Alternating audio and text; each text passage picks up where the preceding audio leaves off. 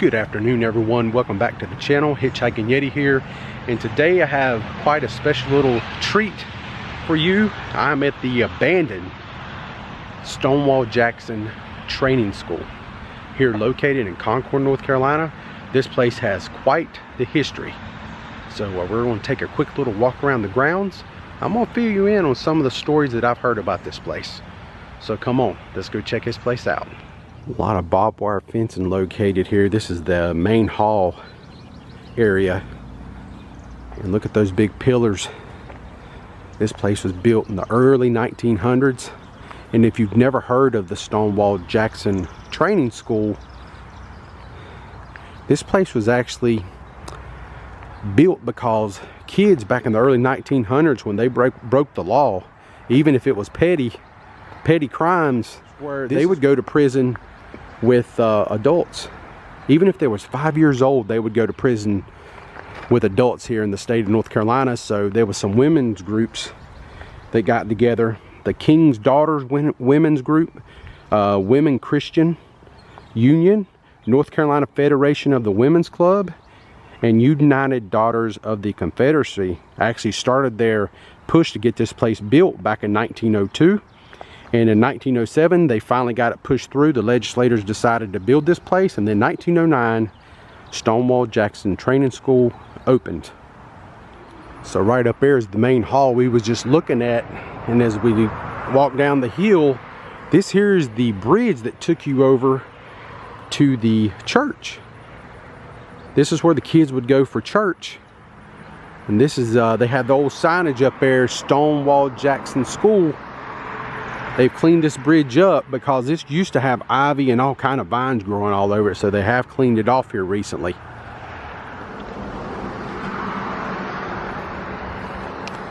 And this bridge actually crosses Old Charlotte Road.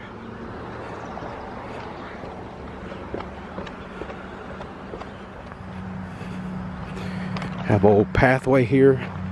A lot of the cactuses growing out of the ground over here in this area for whatever reason. And here at this old church, you can see the windows are broken out.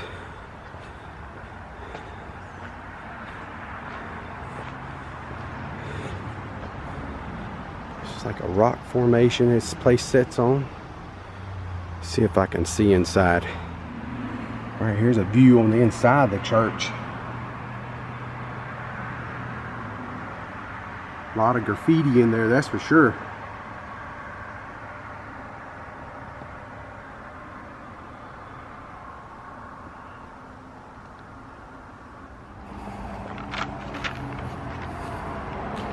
This would have been the church entrance.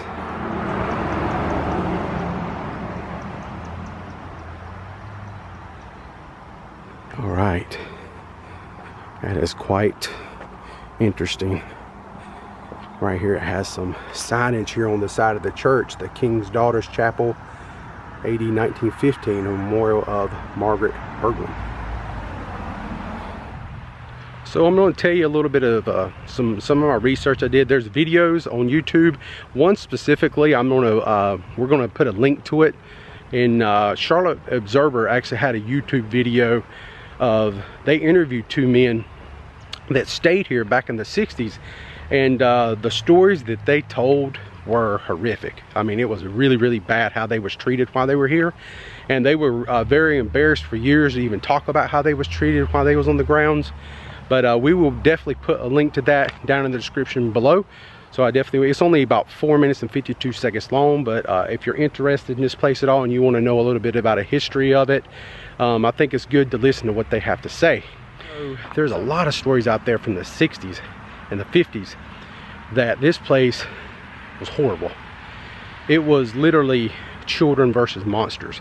The caregivers, it was over some of these cottages where the kids stayed, like their overseers, were just horrible. They treated the kids so badly, and that's why a lot of people thinks there's a lot of haunted, you know, ghostly apparitionist type things that go on around these grounds. And this channel is not about ghost hunting or anything, but this is probably one of the most unsettling feeling grounds I have ever been on in my life. I mean, it is a very unsettling feel here, and it really has a creepy look and a creepy feel to it. So when these kids were brought here to this school back in the early 1900s, some of the things that they would try to do to rehabilitate them in this training school is show them how to do some trades. So they would learn how to do like some shoemaking, agricultural work, barbering, textile, things like that. And the agricultural part is where the story gets a little dark, I think, later on in the years. And one of the guys I read that was staying here back in the late 50s, early 60s, I believe, he told a story how they would take them out to the garden area and they would give all the kids a basket, and they would tell them, like, you have to start picking when we blow this whistle. You start picking. You don't stop picking until you hear the whistle blow for a second time. And when it blew for that second time, they would come around and look at your quota, and if you did not get the quota that they think you should have got, they would take the kids, they had like little shorts on, they would take them out there and beat them with sticks. And they said many times, he said he walked back to the cottages with blood like dripping down his legs from getting beat, from not picking the quota of the day, whatever that was. I guess it changed from time to time. You never knew what the quota was, but they would just you know, beat them. And man, that is so horrible.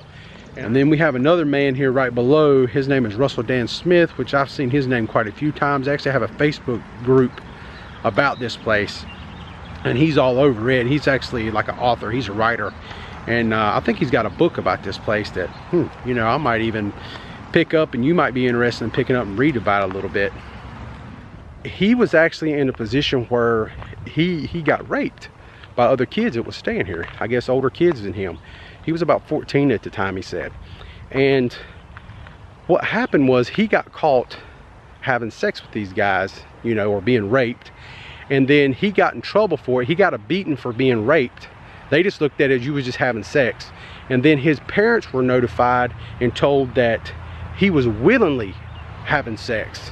And so they would like take you when you got in trouble, like with something really bad, they would take you and lock you away like in a solitary confinement in a dark room. Now we're talking about kids here, into a dark room for like 2 or 3 days. You know, could you imagine that? That is just so barbaric. So right here we have the first cottage I wanted to show you. And you know, I'm not going to go through all these cottages because, you know, they're very similar. But this one here, I think was interesting because when I first seen it, and it says Daughter's Cottage up there, you know, I knew there was never women that stayed here at the school. This was an all boys school. But actually what that means is that Daughter's Cottage was actually, one of the women's groups was called the King's Daughters. So this was the King's Daughters Cottage where some of the boys would stay. As you can see, it looks in pretty rough shape. You know, you have some vines growing up on the side. There used to be a lot of trees and stuff over here to the left hand side, but it looks like they removed them. They have cleaned it up a little bit. I don't know if they're doing some kind of restoration in the future, but I just think that's pretty neat, pretty cool. I just want to share that with you. So I'm sitting here looking at the side of the King's Daughters Cottage that I just showed you a few minutes ago, and I seen this silhouette of a man maybe holding like a briefcase or something there on the side of the wall, and that kind of spooked me out a little bit. I'm walking around here and I seen that silhouette. You know, now everybody talks about how haunted this place is, and I imagine coming out here at night, walking around these grounds would be a whole different eye-opening experience, if nonetheless, than walking around in the daytime, because I got some sunlight out here. But yeah, I seen that and that made me think of that, so I just wanted to share. Don't know what that's there for or why, but I just wanted to share that with you. And this building right here, I do not see any signage on it, but it is really overgrown, and that's what this building used to look like, but they actually cleaned it up. And that is just unbelievable how much greenery and growth has just taken this whole building, this whole cottage over where these kids would stay.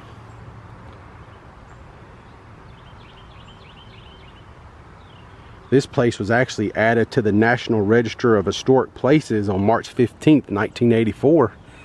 And I was always kind of thought, once you get added to that register of historic places, I don't think they can tear these buildings down at that point in time. But who knows? Maybe some of you guys know. I'd like to know what you think about that in the comment section down below. And I'm kind of surprised they ever added this to the historic places a little bit, just because of how kids were treated at this school. Right here we have us a gazebo of some type. Have to get up here. This is almost like a little watchtower.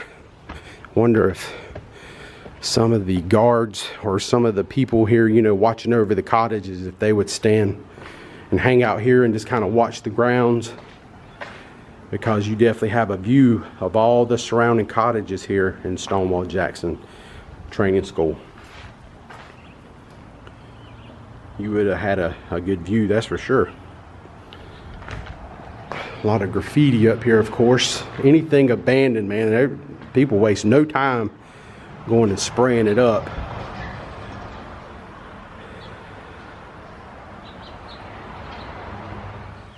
So now I'm down here on the back side of the property, and we have the Swink Benson's Trade building.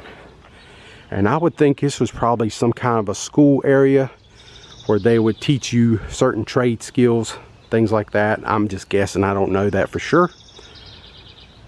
But I just wanted to show you a whole lot of, looks like some poison ivy or something growing up the side of the building here. Just another scary building to me. This place is really, really freaky.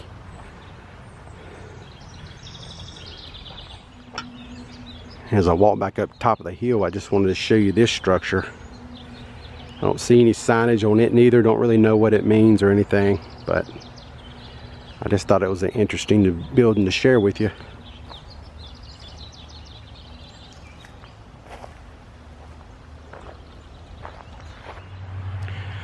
All right, friends, that pretty much will end our little tour right here in the main hall area.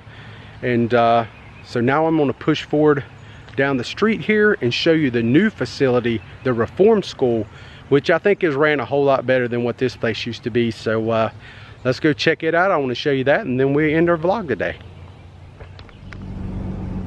So right here we're on the back side of the property. As you can see, this old building here, the roof is really starting to cave in quite nicely.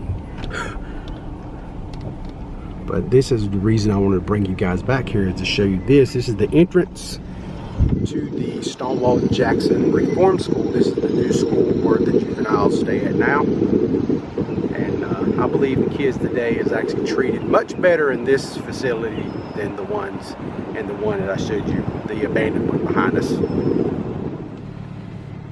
And look at that building right there. That place is really sunken in quite heavily on the top.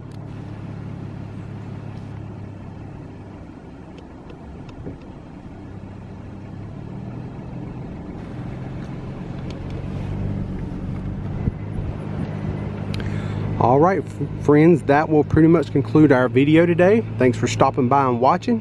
I hope you enjoyed today's vlog. I enjoyed making it. If you're new to the channel, please think about subscribing. If you like today's content, give it a thumbs up.